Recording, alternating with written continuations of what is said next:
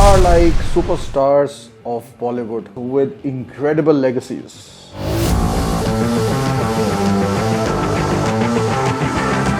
But this is John Abraham, an anomaly. But does it have what it takes to get on the top? You see, Ultraviolette as a motorcycle manufacturer has many more challenges than just being a new company. The ICE machines that you just saw enable us to do three things: breathe power, wheel power, hear power. And that is what us motorcyclists have been programmed to do since decades. The pain of seeing the two strokes give way to the four strokes was traumatic enough. And now this, motorcycles that sound like a hairdryer, have no heartbeat and smell like a pair of tires at best. Well, I'm not saying anything. This guy is. I might have to let it drop.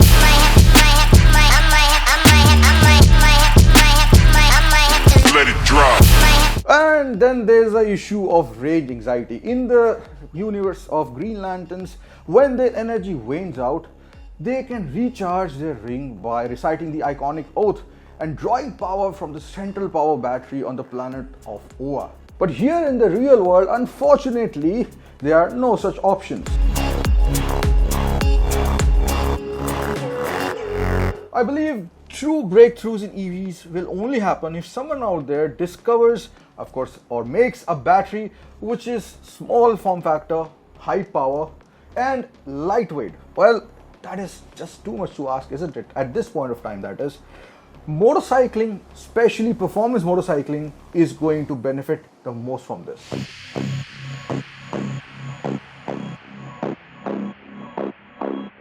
Well, there are other issues that mar the brilliant company that Ultraviolette is. If I go into the shoes of the founders of Ultraviolette, then I will be forever white-knuckled and panicky, mainly because of two reasons. First, any big player like one of the big Japanese force or the crazy Europeans can come out with a motorcycle as good as the F77 Mach 2 here in its current form. The resources and experience along with the distribution network and their legacy can probably pull this off in 1 year, what UV took more than half a decade. That sounds insensitive, but it is the truth.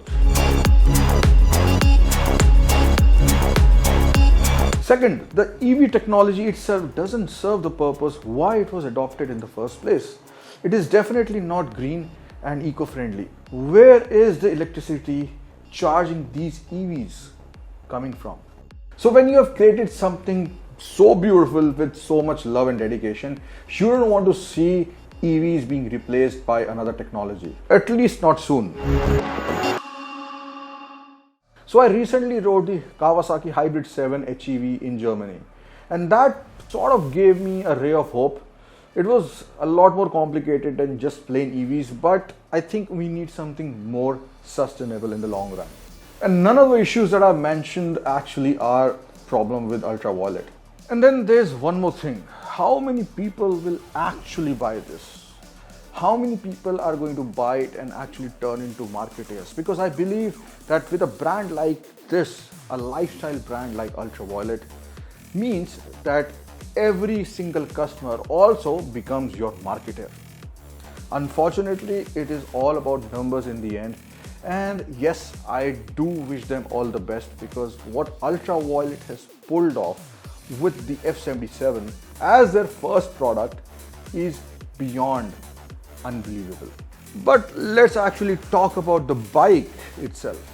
This is the Ultraviolette F77 Mach 2.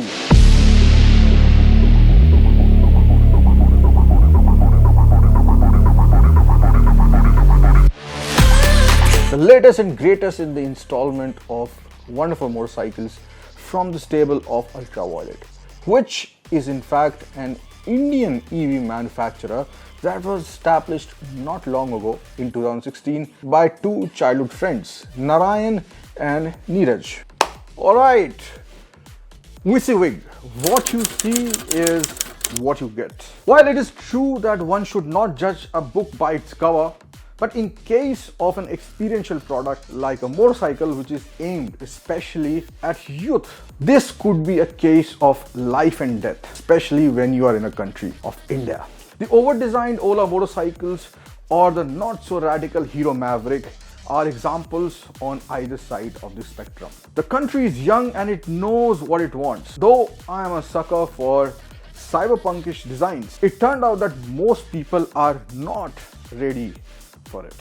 When I first saw the F77, it blew me away. Frankly, I thought it was an European bike manufacturer that had created this insane looking motorcycle. Not only the bike, but their design language in their communication, website and even the showrooms are a class apart. I'm a visual artist and deeply appreciate these things. The F77 is one of the most consistently good looking motorcycles that I've ever come across.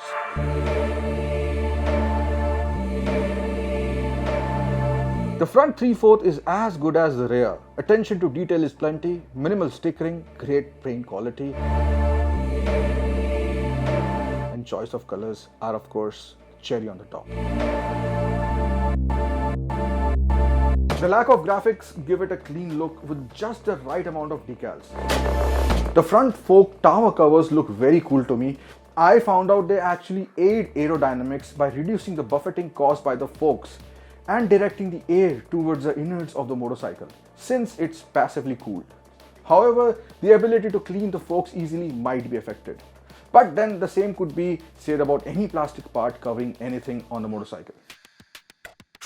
The micro winglets actually add a very cool touch. The rear tail could have been more radical, I believe, in sync to the beautiful front headlight assembly. The rear tire, according to me, could have been a little bit more wider, probably a 180, but because this has 100 Newton meters of torque right off the bat, I think the performance won't suffer as much. I think you should get rid of pillion foot pegs and get a cowl, and then it will complete the whole Street Fighter look. But overall, I just love it how it looks, love the flowing design, I just love the bucket seat, I just love the tank, which does not really make the motorcycle feel too compact, it's just the right size. And on top of that, you can also buy an additional Mach 2 racing pack, I think they call it that, which will give you an aero disc also, which just gives it a brilliant look. It is obvious that the whole theme is inspired by fighter planes. The showrooms are called hangars, and throughout the communication you will find words derived from the world of speed and precision. While their meetups are even called sorties and so on, which is a great play at the superficial and at the subliminal level, by the way. Associating your product with the fastest and most precise technology and machinery ever made by man, including aerospace, gives it a strategic psycho advantage in the eyes of the discerning customer. Even the founders like to call themselves Iceman and Maverick. The F77 Mach 2 is projected as a performance motorcycle. That is a very serious claim. With the Recon version, that is this one, this has a bigger battery pack, having a 10.3 kilowatt hour battery. It manages just a bit over 40 horsepower and 100 Newton meters of torque. It can do 0 to 100 kilometers an hour in 7.7 seconds with a top speed of around 155 kilometers an hour. The claimed range is 323 kilometers in Indian driving conditions in the glide mode. However, you can also manage around 170 kilometers only if you ride it extremely hard in ballistic mode, which is one of the three modes: glide, combat, and ballistic.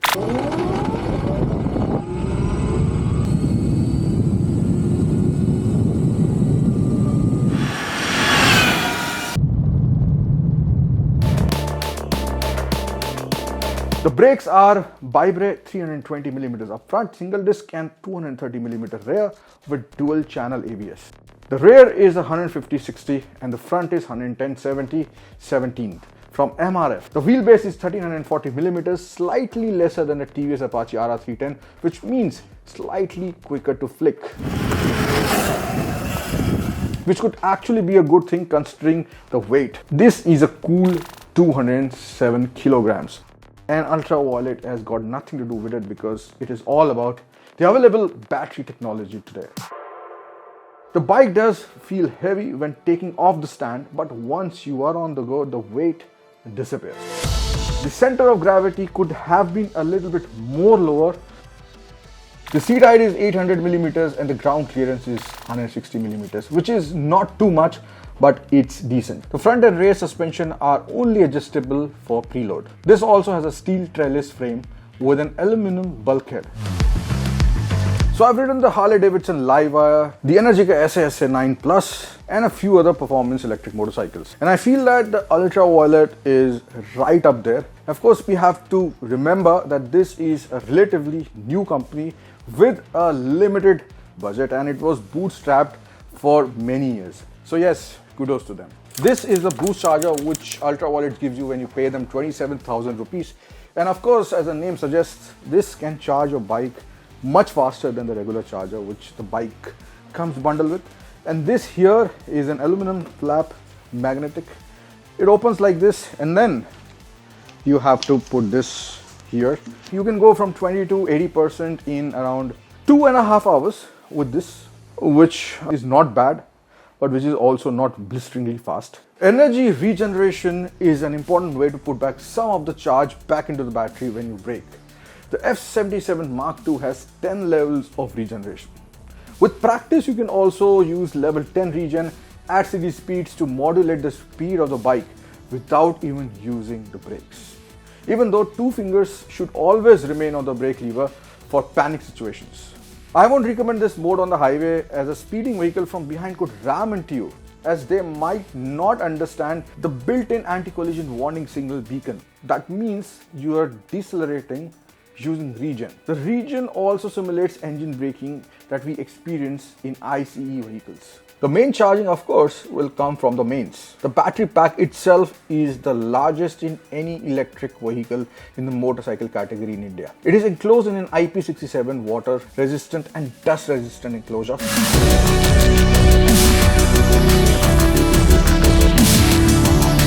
And of course, it is also rated at highest level as far as safety is concerned at multiple levels, be it the battery management system, be it the thermal management system, and a lot of other things.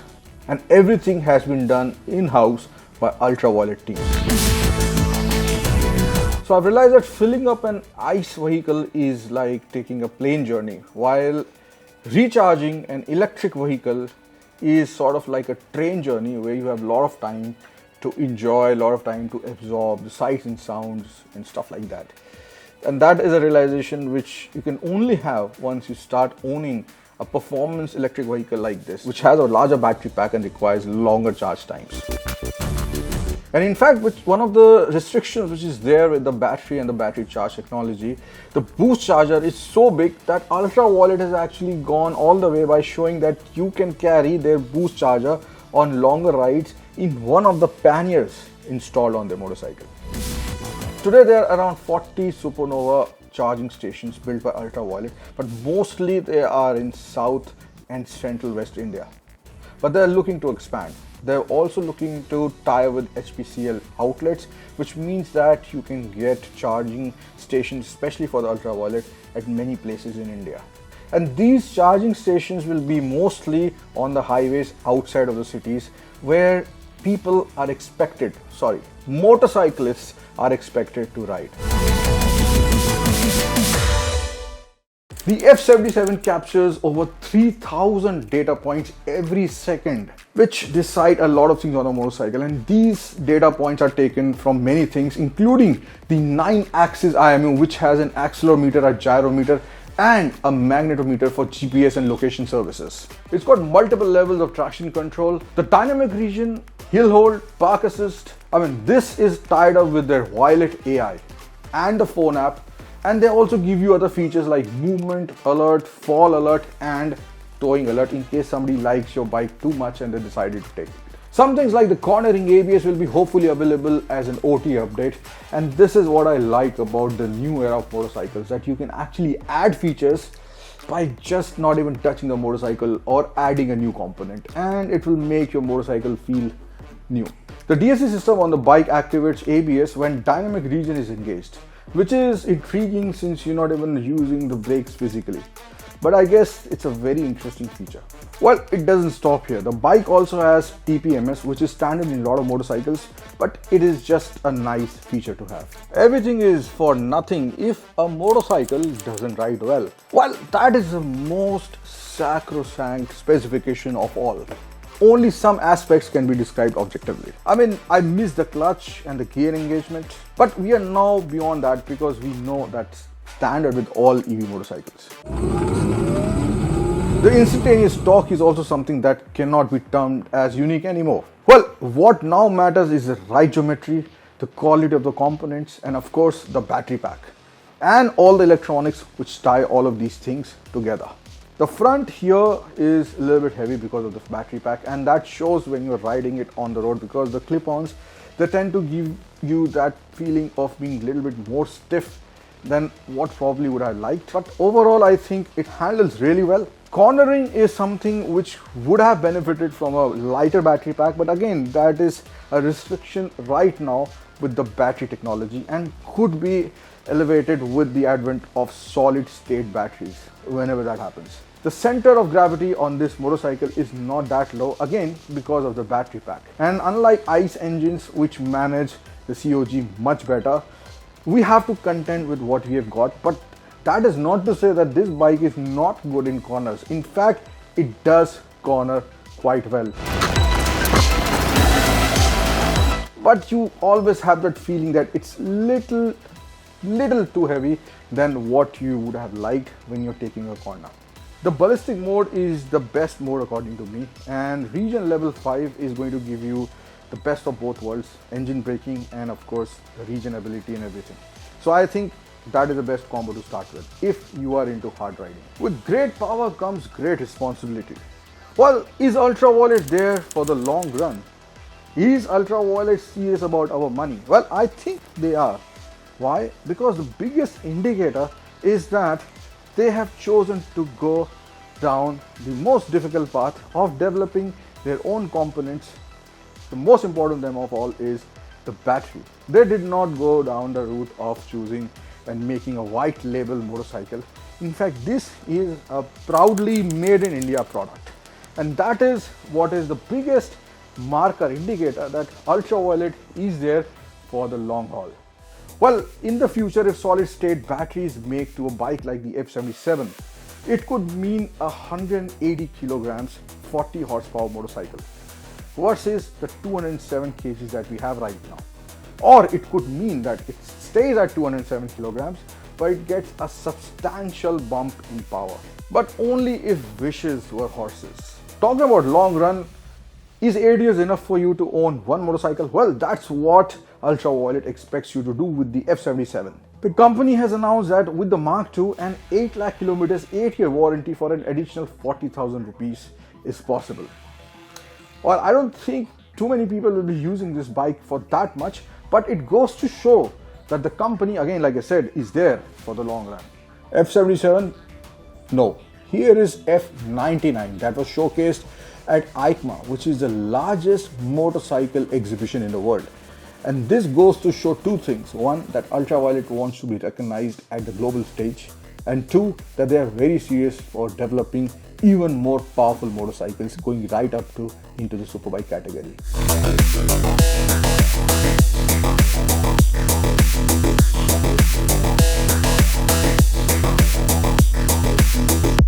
I feel extremely proud when I show people out of India that this motorcycle is made in India. Yes, and I wish all the best to Ultraviolette, and that's about it, guys. I think I've spoken too much. You have a nice one.